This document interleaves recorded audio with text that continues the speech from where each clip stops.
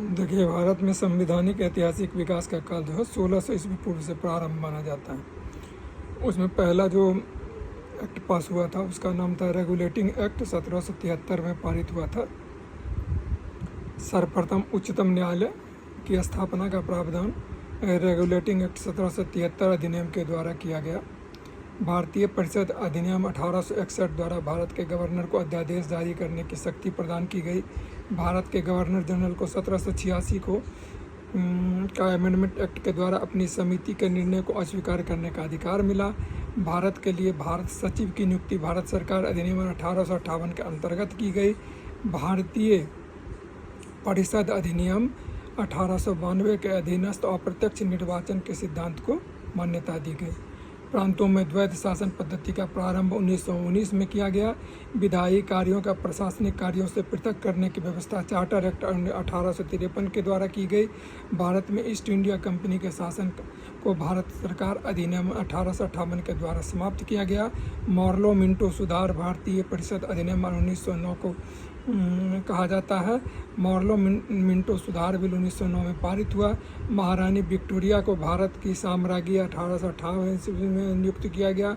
मॉर्लो Minto सुधार का उद्देश्य पृथक निर्वाचन प्रणाली था।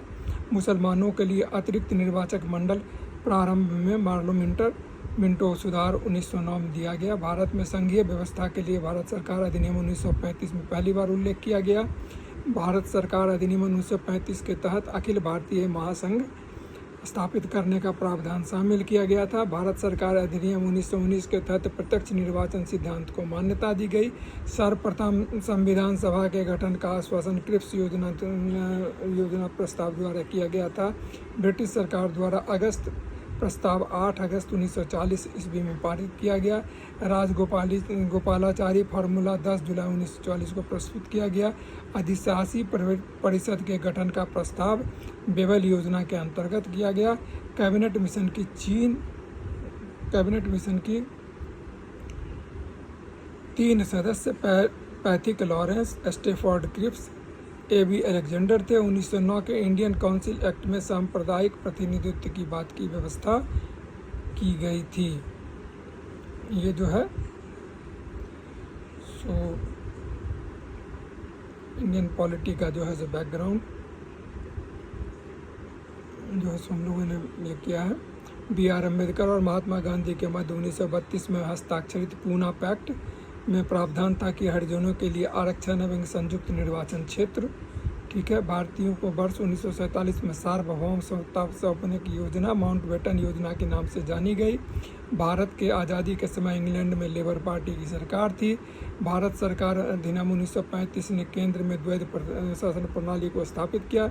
भारतीय संविधान भारतीय के इच्छानुसार होगा। महात्मा गांधी द्वारा यह कथन व्यक्त किया गया। मोतीलाल नेहरू द्वारा ब्रिटिश सरकार से मांग की गई कि भारतीय संविधान के निर्माण के लिए संविधान सभा का गठन किया जाए। संविधान सभा के विचार का औपचारिक रूप में प्रतिपादन M.N. रॉय द्वारा किया गया। संविधान सभा को जवाहरलाल नेहरू ने पूर्ण रूप प्रदान किया। कांग्रेस ने 1936 ईस्वी में संविधान के निर्माण की मांग को लेकर प्रस्ताव पारित किया। जवाहरलाल नेहरू 1938 में वयस्क मताधिकार के आधार पर संविधान सभा के गठन की मांग की। क्रिप्स योजना के तहत 1942 में यह स्वीकार किया गया कि भारत में एक निर्वाचित संविधान सभा का गठन होगा जो युद्धोपरांत संविधान का निर्माण करेगी। संविधान सभा के गठन की मांग सर्वप्रथम 1895 में बाल गंगाधर तिलक द्वारा प्रस्तुत की गई। भारत की संविधान सभा गठित करने का आधार कैबिनेट मिशन प्लान 1946 था। वर्ष 1936 में भारतीय राष्ट्रीय कांग्रेस द्वारा संविधान सभा के गठन की मांग जो है सो लखनऊ अधिवेशन में रखी गई। कैबिनेट मिशन योजना के अनुसार संविधान सभा में कुल 389 सदस्य होने थे।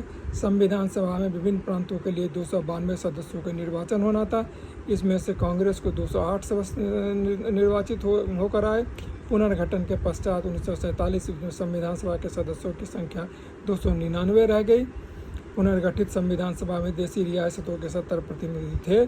पुनर्गठित संविधान सभा में विभिन्न प्रांतों के लिए 229 प्रतिनिधि थे।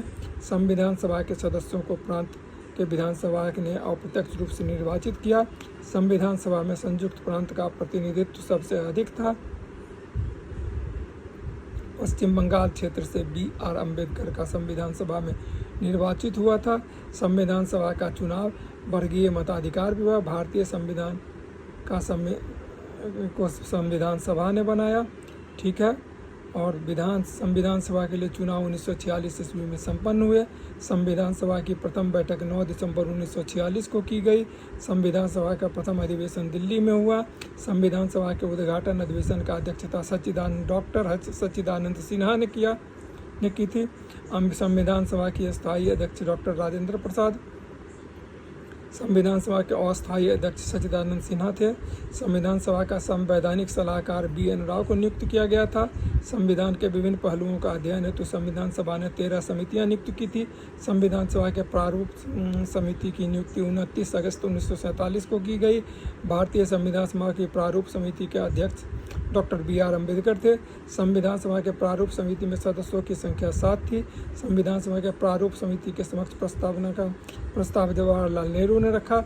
संविधान सभा में सभी निर्णय सहमति और समायोजन आधार पर लिए गए। संविधान सभा में उद्देश्य प्रस्ताव जवाहरलाल नेहरू ने प्रस्तुत किया था।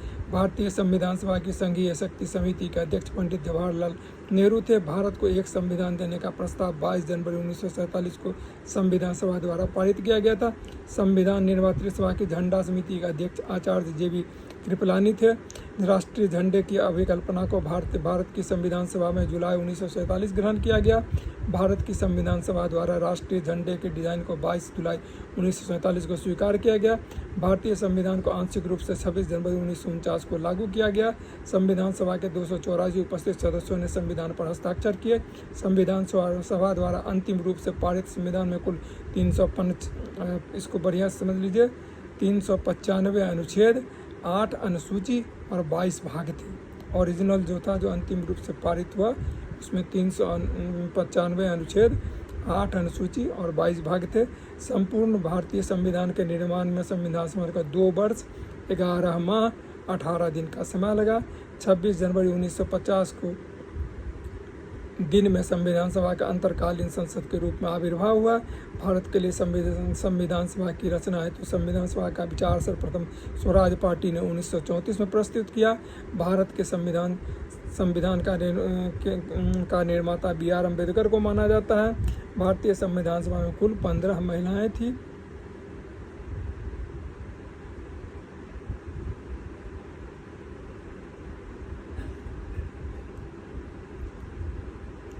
तो ये जो है सो पृष्ठभूमि थी, और इसके बाद अब रेगुलर जो फीचर है उसको हम जो है सो शुरू करेंगे, ठीक है ना। तो स्टे ट्यून्ड, और प्लीज़ अच्छा लगे तो लाइक शेयर एंड सब्सक्राइब करें, ठीक है ना।